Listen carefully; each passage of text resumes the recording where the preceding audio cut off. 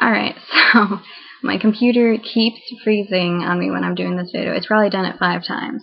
And I keep, because there's this part in this book that disturbs me to no end. And so so I've gotten to the point where like that's the only part I read. I don't know, maybe it's a good thing that my computer keeps shutting me down, because I think the last one was like 10 minutes. So I'm just gonna stop explaining things. And I'm okay. Number one, I'm gonna look like a jackass because I've done this like 50 million times. I'm like really deeply upset right now, and the only reason I'm doing this is because I've kept promising this on my blog, and this is really the only point in time in which I'll be able to do this. That's Marilyn Monroe. That's my deodorant. I'm in bed because it's the only place I can do anything. My voice is sounding really stupid right now because I'm just using my free webcam, because why would I go out and buy something for anything else? I'm gonna look really stupid because I'm talking to a blue light. And without further ado, I will do my best to act out this book.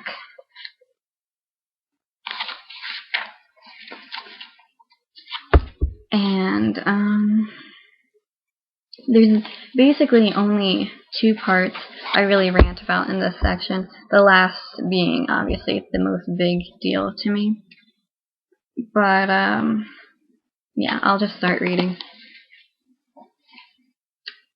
He stops and reaches for a washcloth as I pant against him, wanting, needing. My hands rest on his firm, muscular thighs, squirting more soap onto the washcloth. He leans down and washes between my legs. I hold my breath, his fingers skillfully stimulating me with the cloth. It's heavenly, and my hips start moving at their own rhythm, pushing against his hand as the sensations take over me. I thought that was my dad, hence the pause. I tilt my head back, my eyes rolling to the back of my head, my mouth slack, and I groan. The pressure is building, slowly, inexorably, inside me. Oh, feel it, baby, Christian whispers in my ear, and very gently grazes my earlobe with his teeth. Feel it. And this is the first example of how I have no idea who wrote this book, but I'm going to say 100% this was a man, because if any female wrote this, I need to punch her in the face, because what female would ever freaking say that? Okay, because let me tell you something about bed talk. If you want to be talking in bed, okay, like dirty talk, have nothing wrong with that, alright? If you want some dirty talk, get the crude stuff from freaking the book Wicked, which the musical is based on, which is nothing like the book. Good book, lots of sexual scenes, isn't stupid as this shit. Read it. Feel it, baby. Okay, if any guy ever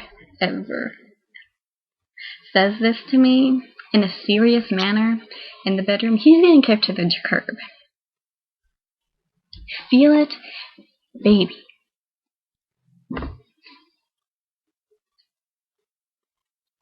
Okay, the English language has so many other words, and you pick feel it, baby. Feel it for me. Okay, that's another thing. Feel it for me? Why would this woman feel it for you? Isn't this... Okay, this is my thoughts on sex. The entire sexual experience is based on the freaking woman. Like, unless you're some kind of rapist felon, sex only happens if a woman agrees to it. Now, there are situations in which a man has to agree with it because a woman has more of a sex drive than a man. But generally, for the most part, it tends to happen because a man wants to have sex and a woman agrees to it. It happens because of the woman. And then you get all this stuff, like, basically my entire rant about this is basically that this entire part is completely and utterly about the guy's pleasure. And the woman in this scenario is like, there's wording of like her being held prisoner, and basically it implies that her sexuality, everything she is as a person, her sexual pleasure, everything belongs to this guy rather than to her. That all of that is important and controlled by this guy instead of her. Now, I understand, like, I get the whole, like, oh, control me, I want to be your prisoner. Like, I get that, okay? Like, I'm not stupid, okay? But just the way it's done, like, there's just everything in this passage just screams awful. And I have no idea why people like this, because the entire story is just awful. Not only from, like, a literary standpoint, but just from the fact of, like, how he is treating this woman. And, like, there are so many women out there who read this book and are like, oh my god, I want to have that. Like, that's twisted. I'll keep reading, because that's not even my biggest rant part, and I'm already at almost 6 minutes.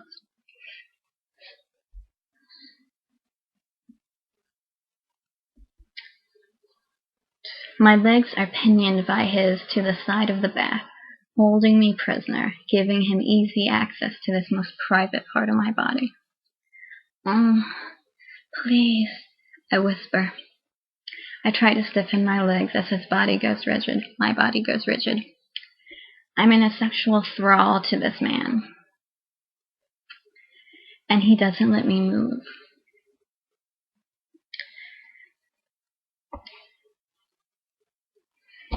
I think you're clean enough now, he murmurs. What? No, my breathing goes ragged. Why are you stopping? I gasp. Because I have other plans for you, Anastasia. What? Oh my, but that's not fair. Turn around. I need washing too, he murmurs.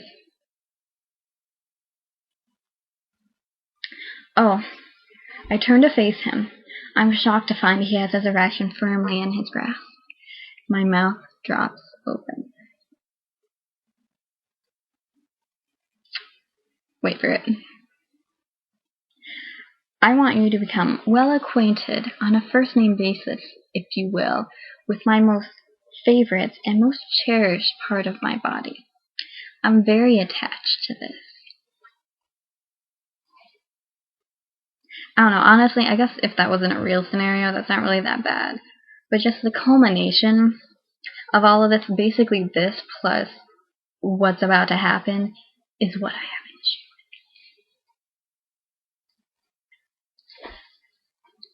issue with. It's so big and growing. His erection is above the waterline, the water lapping at his hips. I glance up at him and come face to face with his wicked grin. He's enjoying my astounded expression. And that's where I'm going to stop the reading, because that's when I'm going to start my rant. Okay, what is with this obsession in our culture with the size of a man's penis? I mean, and it's... No, I will stay with that. Because where I'm going next is that for the Romans, I think it was the Romans, either Romans or Greeks, they liked the opposite end of the spectrum because they thought it looked better. Because, have you seen a penis? They're not pretty. Just throwing that out there. But, I don't know, I don't understand this pressure, and okay, this, you have to understand, this is like my major issue with sex. This is personal, what I'm coming from, is this like pressure on a woman to be impressed by a male's genitalia. Like, why? Why does society have this need for women to be so impressed with a man's body part? Like, why can't it be like, I'm really impressed with what kind of freaking person you are, with how intelligent you are, with how much time you spend working out and taking care of yourself. Like, I mean, obviously, I understand the last part can be very, shallow. But still, there is a part of it that shows, like, okay, he's someone who can take care of himself. Maybe he's someone who can take care of me. Like, that, I feel like that's a very legitimate thing to want in a man. But this obsession with just like, I want to have sex with a guy with a certain size body part. Like, I don't understand it. Because I mean, there's plenty, if you know anything, like if you're at all educated in how sex works between like a man and a woman, okay, first off, it's irrational to think you're going to end up with a guy like that.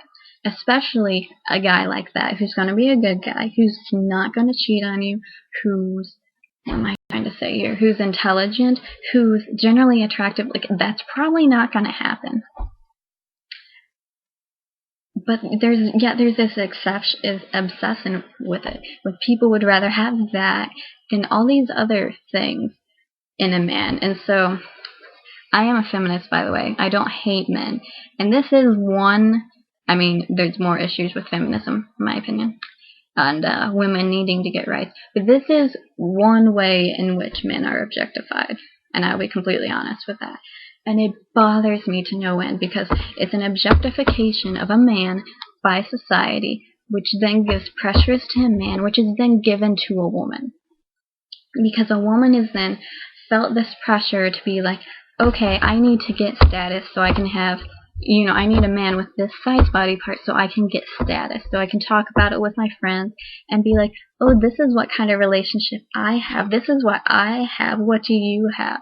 Like, it's again like playing into that status role and playing again into the power of men. Like, they are being objectified by it, but at the same time, it's turned into a power struggle of like man versus women. Like, you need to be impressed with what I have.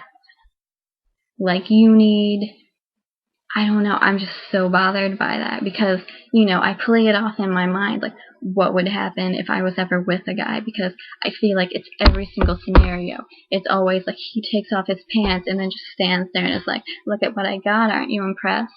Like, and it bothers me to no end. Yeah, that's basically where I'm gonna stop today, just so I'm at like 12 minutes now. And so that's a legitimate amount of time, given that my last one was probably like 15. But basically, all I have to do now is just rant about what I've been saying. And this is what I got. Like, obviously, I put my feminist thoughts into this reading, and I think this book's a piece of crap. As I said before, I have no issue with sexual scenes, especially crude and detailed sexual scenes. But, like, if you're gonna do that, you need to take it out of, like, some romance novels where, like, the man actually has respect for the women, or, like, Wicked, which was written by a man. However, it wasn't this crap. And as I said, I don't know for sure if it was written by a man. I'm gonna Google it in, like, 5 seconds. But this is where this video is ending, and good night.